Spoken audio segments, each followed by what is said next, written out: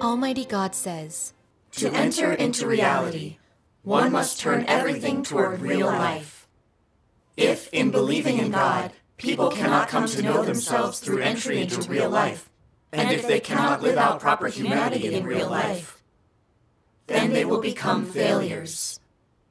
Those who disobey God are all people who cannot enter into real life.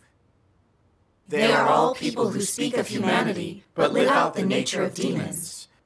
They are all people who speak of the truth, but live out doctrines instead. Those who cannot live out the truth in real life are those who believe in God, but are detested and rejected by Him. You have to practice your entry in real life.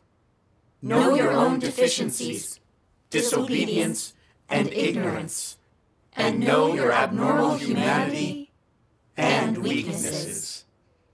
That way, your knowledge will be integrated into your actual condition and difficulties. Only this kind of knowledge is real and can allow you to truly grasp your own condition and achieve dispositional transformation. I'd like to read more of God's words. Okay. Great. Okay. In seeking life entry, one must examine one's own words, deeds, thoughts, and ideas in every matter one encounters in everyday life. One must grasp one's own states and then check them against the truth, seek the truth, and enter the reality of the truth one understands. During the process of entering the reality of the truth, one must grasp one's own states and frequently come before God to pray to Him and beseech Him. One must also fellowship often with other brothers and sisters with an open heart, search for the path of entry to the reality of the truth, and seek the principles of the truth.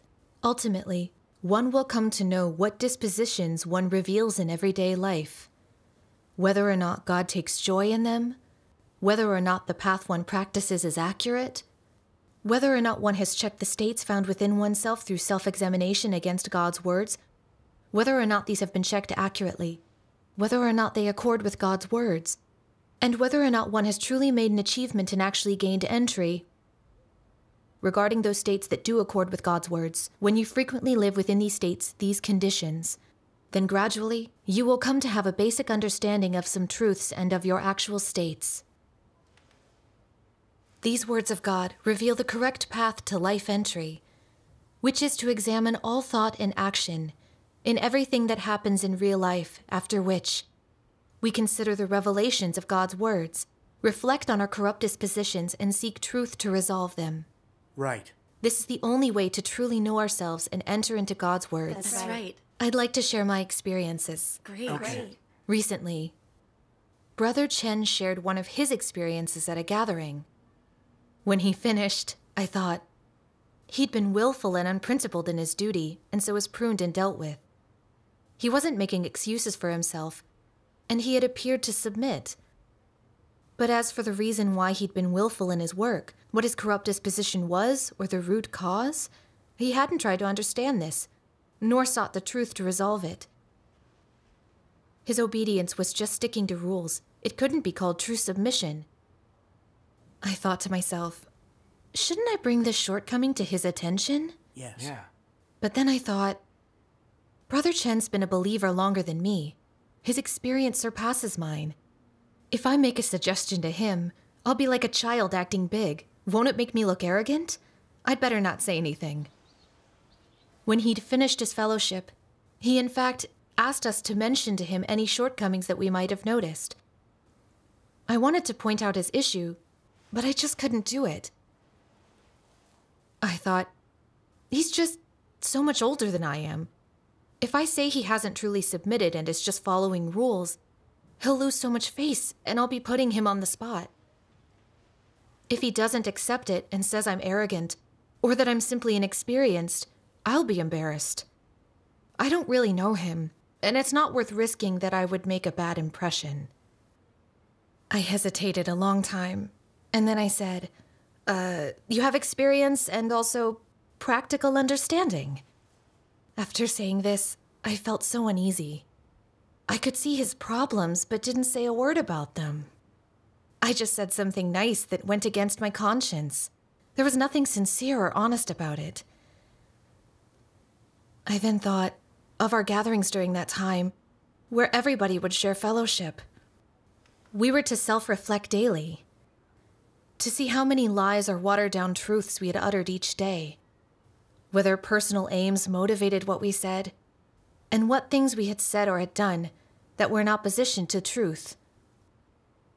I realized I'd done nothing but lie to Brother Chen. I knew that God repeatedly exhorts us to be honest, as seen in such expressions as to call a spade and tell it like it is. Right. And yet, I wasn't able to practice this most basic of requirements. At this point, I had become upset. I lost no time going before God and praying for guidance to know myself. I then read these words of God. You are all well educated. You all pay attention to being refined and understated in your speech, as well as to the manner in which you speak. You are tactful and have learned not to do damage to the self-respect and dignity of others.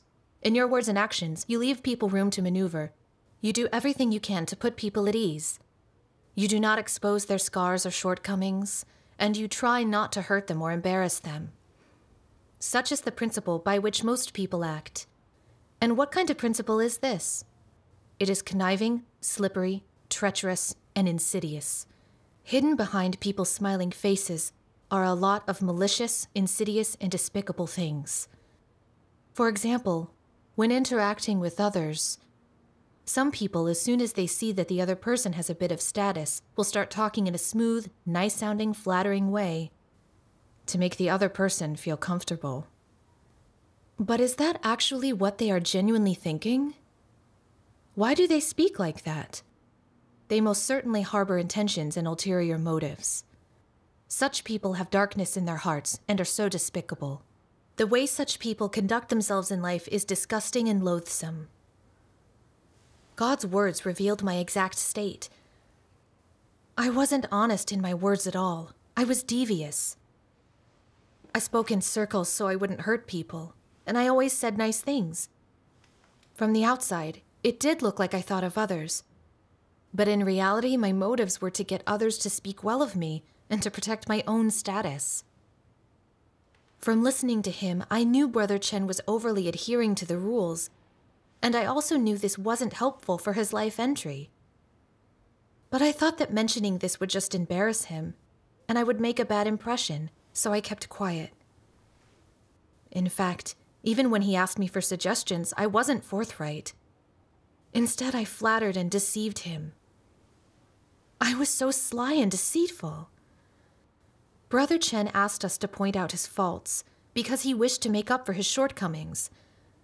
I failed in my responsibility to help him by falsely praising him and pulling the wool over his eyes. Only then did I realize that while I sounded nice and tactful and none were offended, in reality, I didn't practice the truth. That wasn't being a good person at all, but being sly and deceitful. I used to regard myself as so naive, inexperienced, ignorant of the ways of the world. Only when confronted by the facts could I see that I was quite cunning, and I began to detest myself. I didn't want to be so deceitful. I then prayed to God, willing to repent, to tell the truth, and to be honest as he requires. I resolved to write down what I discovered in Brother Chen and send it to him. But as I wrote, I hesitated. I worried about how I might phrase things wrong, that it wouldn't go down well with him, and that he would determine I was splitting hairs. Furthermore, since I kept quiet then, if all of a sudden I were to say something, wouldn't he just dismiss it? I thought, perhaps now's not the time, maybe next time. But that thought left me feeling quite upset again. In truth, God hadn't arranged all this purely for my own understanding. He was hoping I would accept his words and put them into practice. If I gave in and decided to just let it slide, wouldn't that be cheating God?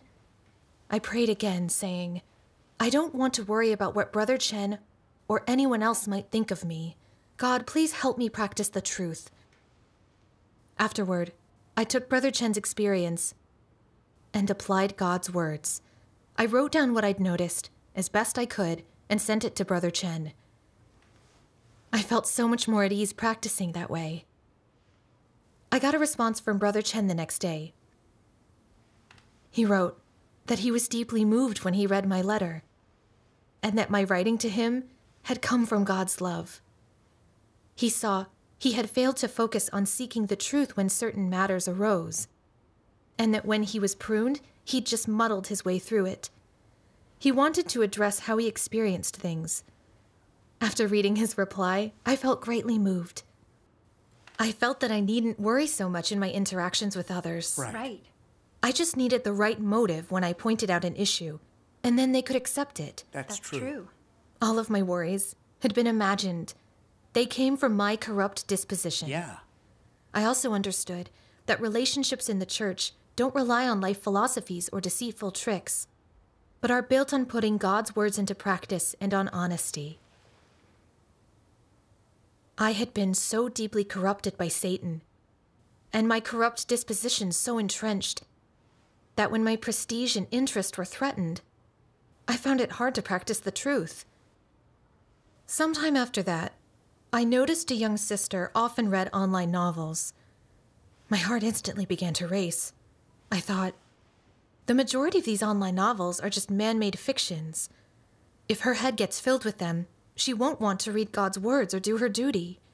She'll lose the work of the Holy Spirit, and that would do harm to her life. I must raise the issue. That's Indeed. right. True. But just as I was about to speak, I faltered. Will she be irritated by this and think I'm interfering? If she reacts badly, then it will be awkward seeing each other day in and day out. Perhaps I should report it to the church leader instead, and let the leader fellowship with her. But I knew this thinking was not right. I had discovered it, so it was up to me to fellowship with her. Yes. I shouldn't pass the buck on to someone else. After that, there were several times I thought about bringing it up, but each time I couldn't get the words out. I didn't know where to start. This went on day after day, until one day, the church leader asked me about the sister's state. Only then did I mention it all. To my surprise, the leader said that she was busy and asked me to speak with her. I realized God had arranged this situation to see whether or not I could practice the truth. That's right. I started to think about how I'd been feeling uneasy for a while. Each time I saw that sister, I'd be haunted from not having spoken with her. I hadn't shown her love or taken responsibility, and my conscience suffered. I was aware of the dangers online novels could pose. The devil Satan uses these wicked trends in order to deceive and corrupt people, to control them and make them shun God, so that they're more and more degenerate until it devours them. I'd failed to give the slightest thought to how the sister's life could be damaged, or about how, if she were too distracted in her duty, she could cause great harm to the church's work. I had been afraid of offending her, and so walked on eggshells to maintain our relationship. It was selfish and despicable. Soon after, I read these words of God. Many people believe that being a good person is actually easy, and simply requires speaking less and doing more, having a good heart, and not having any ill intent. They believe that this will ensure that they will prosper wherever they go, that people will like them, and that it is good enough just to be such a person. They even go so far as to not want to pursue the truth. They are satisfied just to be good people. They think that the issue of pursuing the truth and serving God is just too complicated. It requires understanding many truths, they think, and who can accomplish that? They just want to take an easier path, being good people and performing their duties, and think that will be enough. Is this position tenable? Is being a good person really so simple? You will find plenty of good people in society speaking in a very lofty manner. And even though they outwardly seem not to have done any great evil, deep down they are deceitful and slippery. In particular, they are able to see which way the wind blows, and they are smooth and worldly in their eloquence. As I see it, such a good person is a false one, a hypocrite. Such a person is merely pretending to be good. All those who stick to a happy medium are the most sinister. They try not to offend anyone. They are people pleasers. They go along with things, and no one can figure them out. A person like that is a living Satan. These words of God pierced right through my heart. I saw that I was an agreeable person who would always take the middle road. Wouldn't offend anyone or point out their faults, just what God's words revealed. If I ever spoke up, I first considered the situation. I was never willing to jeopardize a friendship or let someone find fault with me. I had observed that this sister had a problem and I'd wanted to talk to her. But once I thought that she might be offended, I avoided it time and time again and passed the buck to the church leader. I realized that I was only thinking of myself, that I let others take the hard tasks, and that I didn't want to risk harm to myself. That's clearly how I'd been behaving with my brothers and sisters. Oftentimes, when I observed some signs of corruption in others, I would simply close my eyes to it and not mention it or fellowship on it. On the surface, I appeared to get along with everyone. I seemed so considerate. In truth, it was a false pretense. I hid my true feelings, and I never shared my true thoughts. I just put on a facade. I was truly a deceitful hypocrite. I had deceived my brothers and sisters, yet at the same time I wanted them to think well of me. It was so shameless. I saw that I was nothing but a deceitful and insidious yes-man. I was a phony. I then read some more of God's words. Until people have experienced God's work and gained the truth, it is Satan's nature that takes charge and dominates them from within. What specifically does that nature entail? For example, why are you selfish? Why do you protect your own position? Why are your emotions so strong? Why do you like those unrighteous things? Why do you like those evils? What is the basis for your liking such things? Where do these things come from? Why are you so happy to accept them? By now, you all have come to understand that the main reason behind all these things is that they contain Satan's poison. As for what Satan's poison is, it can be fully expressed with words. For example, if you ask some evildoers why they act that way, they will answer, "Every man for himself, and the devil take the hindmost." This single phrase expresses the very root of the problem. The logic of Satan has become people's lives. They may do things for this purpose or that, but they are only doing it for themselves. People all think that since it is every man for himself and the devil take the hindmost, they should live for their own sakes, doing everything in their power to secure a good position and what food and clothing they need. Every man for himself and the devil take the hindmost. This is the life and the philosophy of man, and it also represents human nature. This statement is precisely Satan's poison, and when internalized by people, it becomes their nature. Satan's nature is exposed through these words. They completely represent it. This poison becomes people's lives as well as the foundation of their existence.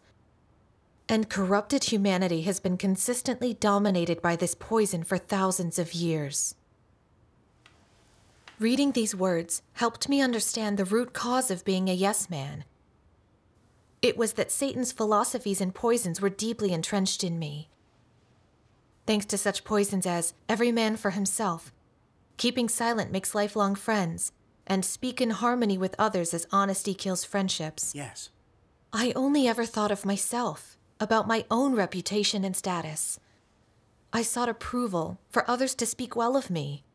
To attain this, I'd be selfish and deceitful. What's more, since I was little, my parents told me to listen more than I spoke. The less said, the better. They cautioned me not to be too direct. People wouldn't like it. I'd been living by these satanic philosophies and was rarely honest with other people. This was the case even with my best friends. I very rarely opened up to point out their faults, fearing I'd displease them, thus totally ruining their image of me. Instead, I would go along with what they felt and flatter them. But it was all a lie, all a sham. I then realized that living by these satanic philosophies could only make me incredibly false, cunning, selfish, and vile. I thought only of my own interests and didn't think of others at all. I had no love for others and wasn't sincere. It was impossible for a person like myself to help or benefit anyone in any way at all. There was no point in being close to me. I recognized that these satanic philosophies were truly absurd and that they should never be principles of conduct.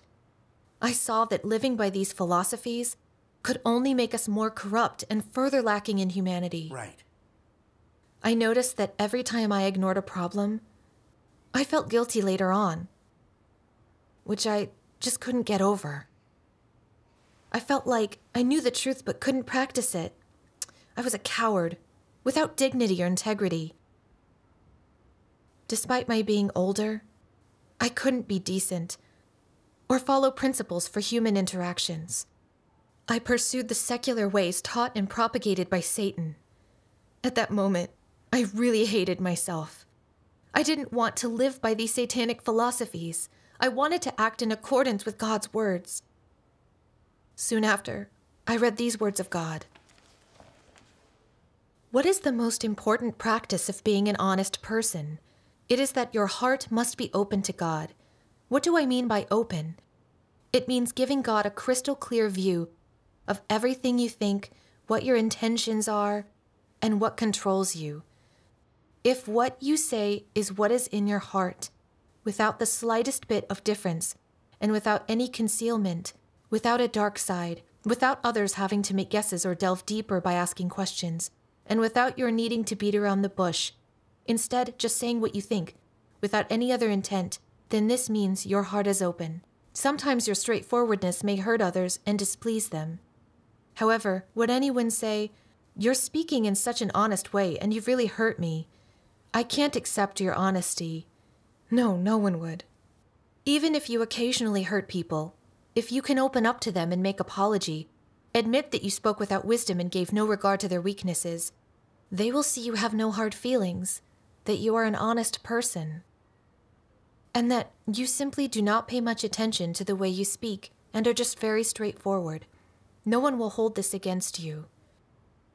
The most important part of being an honest person is that your heart must be open to God. Afterward, you can learn to be open to other people, to speak honestly and truly, to say what is in your heart, to be a person with dignity, integrity, and character, and not to speak bombastically or falsely, or use words to disguise yourself or deceive others. As I pondered this, I was incredibly moved. I felt God took me by the hand and taught me how to be human, to be an honest person, to speak and act with honesty, to fully open my heart up to God, to be genuine with others, and to refuse to be tactful or to play tricks. This is how to live. True. Later, I did speak to that sister about my concern, and we fellowshipped on the dangers of online novels. When we first began, I must admit that she looked rather unhappy, and of course, it was awkward. But through fellowshipping with her, she did come to realize that she was in jeopardy. What's more, she said she'd stop reading them, and would instead keep her mind on her duty. Thank God. Hearing her say this, I finally felt relief. However, I also reproached myself. After all, if I had spoken up sooner, perhaps her state would have been rectified sooner. It was just because I sought approval that I'd waited so long in practicing the truth, and things had dragged on. Being a yes man is really harmful. It's true. After that, when I would discern an issue in the duties of the brothers and sisters, sometimes I'd still worry about offending them. But by praying to God and practicing the truth to be honest, I found I could point out the problem truthfully later on. With the guidance of God's words, I was finally able to learn how to interact with others. I perceived how precious God's words are. They are the principles for all our actions. Whether in our duty or our conduct, We always need God's words. If we seek truth when issues arise, we'll have a path to follow. That's right. Amen. Thinking back, I agreed in theory that I was a yes man and that I was deceitful. But I never earnestly compared myself with God's words to examine my corrupt disposition. I also rarely searched God's words for a path of practice. Therefore, my selfish and deceitful disposition did not change. Even though I have only experienced but a few trifling matters in life, when I focus on examining myself and seeking the truth in God's words, I reap a harvest and gain insight. I also feel real inner peace and gain a bit of the path to life entry. Yes. Being able to reap this harvest is entirely due to the guidance of God's words. Amen. Amen. Thanks be to God. Thank God. Thanks be to God. Thanks be to It God. is so practical. Yes. Amen. Great.